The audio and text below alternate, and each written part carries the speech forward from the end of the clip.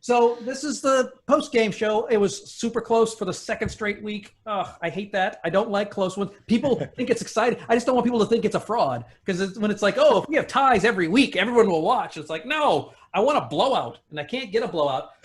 So can you get the sweep? I can get a blowout. Now, I didn't hit the. It's been just a catastrophe on the technical side all day today. In fact, we've already talked for a little bit, and I forgot to hit the record button. Because I've got, if you could see this, it wasn't me this time, guys. It wasn't me. I've got the light on the laptop, so I can't even see. Yeah. But thankfully, almost all the problems were Steve's. So, yeah. But you were talking about how, like Harrison Ford, what you would never even have thought of him because it's just too much money. Yeah, as you guys are bringing up these characters of casting. And you're like, okay, in this universe, there are no rules. There's no budget. There's no time. My brain still goes logically to like, how much is this movie going to cost me? And then when it comes to star power, I never would have thought of Harrison Ford because he's a bigger star than Michael B. Jordan. And so I feel like if these two characters up here are the stars of the movie, they're on the poster, their names are the big ones, you're not going to put Harrison Ford's name down here. And so for me, when you're bringing up these characters, I'm like, dang, that's a good pick. But my brain logically would have never thought of Harrison Ford or Christopher Walken because like they're huge star. Like now you've got, how you have a marquee, you've got all these names that go. So I'm thinking logically, you guys are having more fun than me. Even logically, I think Christopher Walken at the same time frame is equal to Jeff Goldblum. I don't think that one is different. So I don't think. So, right. I do see your Harrison Ford point. To that, I want to ask Steve, and this is probably going to get a lot of hate mail. I love Carrie Fisher, but I mean, obviously. I mean, I love her as a person. I can't say that her acting's the greatest in the world. I think she's a great personality. If she was going to talk about this movie, I would love to have her. I don't know how she would do in the actual movie. So what was it? Look, with the picking Harrison Ford and everything, I just wanted to see him give the speech. I want, of course, Air Force One. He was a great president. You know me, my backup choice was going to be like James Garner or something, another great president. No, he was actually he was either going to be the Jeff Goldblum role or the one he ultimately was, which is Dr. Okun, which was perfect for him. And and then of course I just wanted to see Harrison Ford and Carrie Fisher as the first family. You know what I mean? Well, the last thing, and then we'll move on to a little preview of next week's show. The Rosario Dawson, Tessa Thompson head-to-head match really was the most difficult of this whole thing. Because I mean, if you went down the thing, you could see it was pretty definitive. Like, oh, that one, ooh, that one. You had an immediate emotional pull towards one or the other choice, except Michael B. Jordan, where you're tearing me apart. It was a gravitational pull for that one.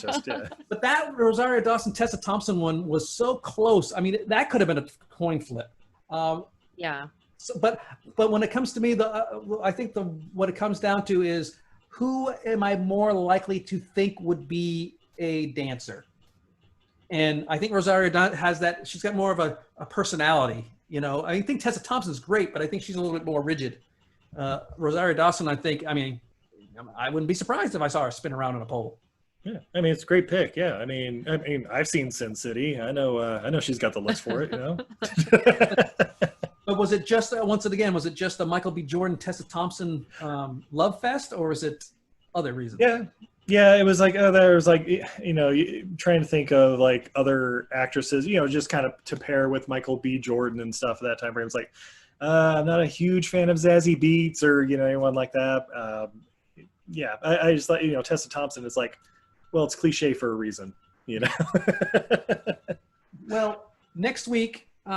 We've got now Luke Hunsaker's from Utah. So we've got this is the only Utah combination we've had is you two. So next week we have Texas versus Utah again.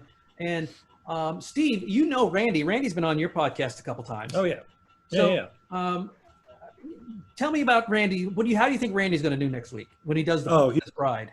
He's gonna crush it. He's gonna crush it. I'm sure he has it on Blu-ray. He probably watches it like 3 times a year. You know, when he's feeling down. Like he loves Princess Bride. No, I have no idea. But yeah, I mean, he recast Smokey the Bandit but based on the trailer and won it. So yeah, he can do no wrong. Yeah, the smart money's on Randy. I mean, I said it on the air this morning on my radio show, is that because we were talking about Quibi, is that I really think that Utah's state movie is Princess Bride. Like everyone here loves that movie. So if anybody's going to win recasting that movie, it's going to be a Utah. Like I think that. Good point. You know, if we had a state movie, it would be that movie. So I always thought it was The Sandlot. Yeah, so you could go. For boys, either it's Sandlot, way. and for girls, it's Dirty Dancing. But for like everybody, I think Princess Bride's definitely. Yeah, Mike, my co-host, loves The Princess Bride like so much. When I told him that they were redoing it on Quibi, he was angry at first. But then when I said that the Reiners got to do the last scene, and it was like days before his dad died, like you guys need to check this out. Like it's, yeah. Well, they definitely have a lot of recasting to cull through if they want. I think the hardest one is going to be Fezzik. Yeah. Where the Giant's going to be probably irreplaceable, though. I mean, I have an idea, but I won't say it out loud. Yeah, say. Yeah, go right ahead now, because now we get if they get it, I'll discount. I'll take point away. But yeah, but it's going to be a close. I think it's going to be probably another close game because I know both of them are really good guys, and we gotta get some blowouts. Do you know anybody who sucks really bad at this? Brendan, with What Were They Thinking? He'd probably be really horrible at this. And we love your wife. Wow. Izzy's not. He's definitely probably not listening right now at all. Wow. And Izzy, she has been self-proclaimed very bad at recasting. Oh yeah. So I'm definitely not saying anything out of school. I think she lost to our cat in one of our casting game show episodes. So Lost to a cat.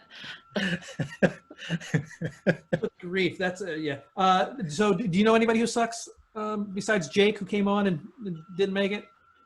I mean, I know a lot of people that suck. I can send you a list. All right, send me a hit list. But guys, thank you so much. I really appreciate it. Pete, I know you're going to be on the show sometime soon, as you always are. You're like a bad penny. You're like Corona. You'll show up sooner or later. Yeah, we're going to be talking about Congo. It's going to be great, everybody. And hopefully you'll go from 44 to DSL by the time we get you back. Hold on, let me just restart this thing real quick. I'm waiting for Michael Winston is doing your thing there. And Valerie, we will see you August 4th as you defend your title. I don't know, there's no title, against a former employee, Patrick Beatty. So that's going to be a lot of drama. So thank you guys both for coming on. I really appreciate it. And we'll see you both real soon. Bye. Thank you. Thank you. Valerie, get that crown.